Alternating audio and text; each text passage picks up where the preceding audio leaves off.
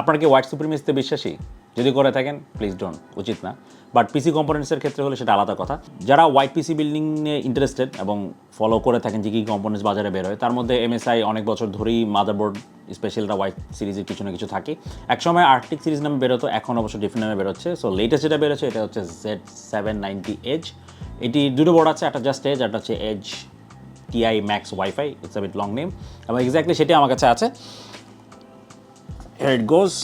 এবং অফকোর্স এটা ইন্টেল প্রসেসরের জন্য বেরোচ্ছে এই পার্টিকুলার মডেলটি, এবং ইন্টেলের 12 জেন, 13 জেন, 14 জেন তিনটা সিরিজ সাপোর্ট করছে। দ্যাটস গ্রেট, বিকজ ইন্টেল তো প্রত্যেক সিরিজের সাথে সাথে একবার করে বোর্ড পাল্টাতে বলতো, but that's not the case anymore thankfully. এই বোর্ডটি ATX ফর্ম ফ্যাক্টরের, সো মোটামুটি মিড সাইজ বিল্ড করতে যাচ্ছেন তাদের জন্য it should be just great. I think আমরা আজকে যেটা করবো তা হচ্ছে এই বোর্ডটা যেটা পিসি বিল্ড করবো, পিসি বিল্ডিংয়ের পথে আমরা এই বোর্ডটার বেসিক যে কিছু ফিচার্স সেগুলো তো তুলে ধরার চেষ্টা করবো, লাইক বেসিক স্পেক্সগুলো, যে কী কী স্লটস আছে, কত এরম ফেজ আছে প্রসেসরের সাথে, সেগুলো আমরা বলার চেষ্টা করবো। তো চলুন ধীরে সুস্থে আমরা এটা আনবক্স করি and let's start building the পিসি।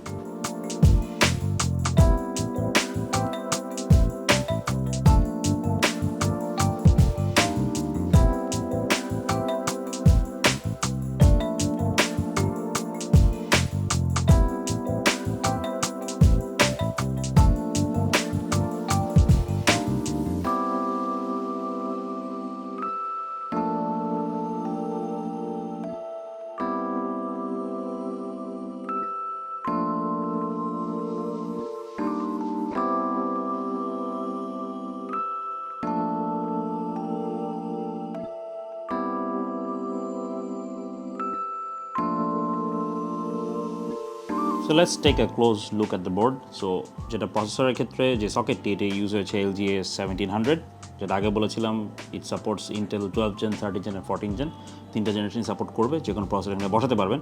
সেই সাথে এটার যে পাওয়ার ডেলিভারি সেকশন, VRM ফেজ এখানে আছে 16+1+1, so total 18 phase power delivery, এবং ওভারঅল এই VRMগুলোকে ঠান্ডা রাখার জন্য এক্সটেন্ডেড হিট সিঙ্ক ব্যবহার হয়েছে with of course heat pipes, so that এটা যাতে গরম না হয় এবং it doesn't choke in any way পাওয়ার ডেলিভারির ক্ষেত্রে।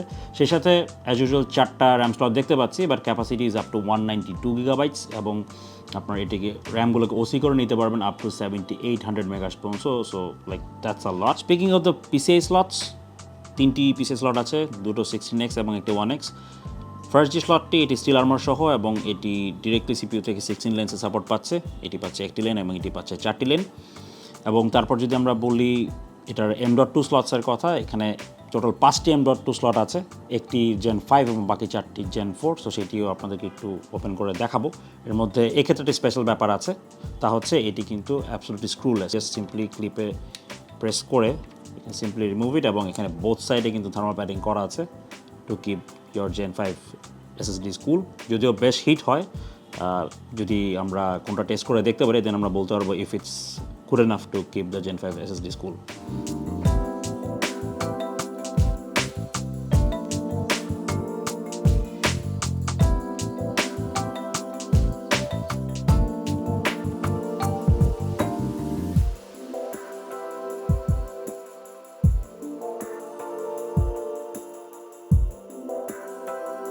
So in case of Gen 4 slots, সেক্ষেত্রে কিন্তু জাস্ট একটা পাশেই প্যাডিং দেওয়া আছে, যদি দেখে আরেকটাও সেম দুটোর ক্ষেত্রেই। So single sided padding, but Gen 4 I think these should be good enough to keep your SSDs cool. Okay, so let's take a look at the IO ports. এখানে ব্যাকে IO যে শিল্ডের প্রি ইনস্টল, সো আপনারা যদি পিসি assemble করার পর আগে যে IO shield place করতে হতো সেটা ভুলে যাওয়ার কোনো সম্ভাবনা নেই। সো দ্যাটস গুড, কারণ that could have been like a disastrous move. So কী কী পোর্টস আছে সেটা একটু যদি দেখি, এখানে মাদারবোর্ডেই বিল্ট ইন আপনার ডিসপ্লে পোর্ট এবং HDMI পোর্ট আছে। সো প্রসেসরের সাথে যেহেতু বিল্ট ইন GPU থাকছে, সেটার আউটপুট আপনি এখান থেকে ইজিলি নিতে পারবেন, এবং হতে পারে সেটা HDMI ডিসপ্লে, দুটো অপশনই থাকছে। দ্যাটস কাইন্ড অফ গুড আমি বলবো। এছাড়া যদি আমরা এখন এখানে 4টা USB 3.2 Gen 1 আছে, যে ব্লুগুলো যেটা দেখতে পাচ্ছি, আর রেড কালার যেটা আছে 4টা USB 2 Gen 2 আছে, এবং আরও দুটো পোর্ট যে USB Type-C দেখছি, একটা হচ্ছে 10 GB আর একটা হচ্ছে 20 GB পোর্ট। সে সাথে ল্যান আছে 2.5 গিগ। ফুল লাইক পয়েন্ট যেটা দেখছি বেসিক্যালি এটা হচ্ছে আপনাদের যে অ্যান্টেনাটা তারা দিয়েছে ম্যাগনেটিক ওইটি, এবং এটি কিন্তু Wi-Fi 7 সাপোর্টেড। সো একদম লেটেস্ট যে হাই স্পিড যে ইন্টারনেট সেটার সাপোর্ট এখানে পাচ্ছেন। আর অডিওর জ্যাক যেটা আছে টিপিক্যাল জ্যাক সেগুলোতে আছে। এবং আরেকটু কথা বলবো সেটা হচ্ছে এখানে যে ক্লিয়ার সিমোস বাটন এবং ফ্ল্যাশ বায়াস বাটন দুটো খুব ইউজফুল, বিকজ সামটাইমস যদি কোনো কনফিগ ফেল করে সেক্ষেত্রে ক্লিয়ার সিমোস দিয়ে you can easily reset and reconfigure, আর বায়াসে কোনো ইস্যু হলে তো ফ্ল্যাশ বায়াস থাকছেই। সো ওভারঅল মোটামুটি ফিচার প্যাক, নট ব্যাড। বোর্ডটিতে অডিও সলিউশন হিসেবে ইউজ হচ্ছে অডিও বুস্ট 5 টেকনোলজি। এটি যে চিপটি ইউজ হচ্ছে সেটা হচ্ছে ALC4080। এবং স্পিকিং অফ দ্য থিংস, প্রচুর হেডার্স দেখা যাচ্ছে বোর্ডের বটম সাইড এবং টপ সাইডে।